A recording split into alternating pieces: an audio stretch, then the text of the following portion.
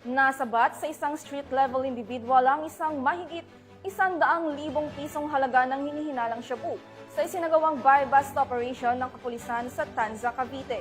Narito ang report ni Patrolman Joshua Cruz.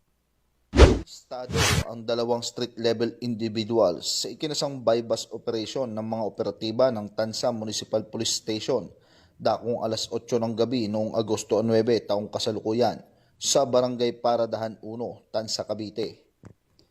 Kinilala ni Police Lieutenant Colonel Kinang, Acting Chief of Police ng Tanza MPS, ang mga narestong sospek na sina alias Kin, residente ng Barangay Punta 1, Tanza, Cavite, at alias Shell, residente ng Barangay Paradahan 1, Tanza, Cavite.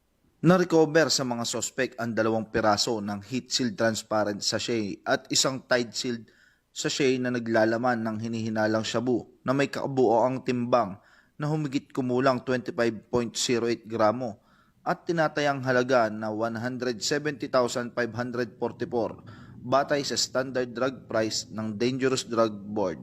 Ang operasyon ay isinagawa ng may koordinasyon sa PIDEA at maayos na dokumento gamit ang alternative recording device. Kasalukuyang nakapiit ang mga sospek sa kustodiya ng Tanza MPS at nahaharap sa kasong paglabag sa Section 5 at Section 11 ng RA 9165 o ang Comprehensive Dangerous Drugs Act of 2002. Mula dito sa Calabarzon, ako po ang inyong Police News Network Correspondent, Patrolman Joshua Cruz, alagad ng batas, tagataguyod ng Balitang Pulis.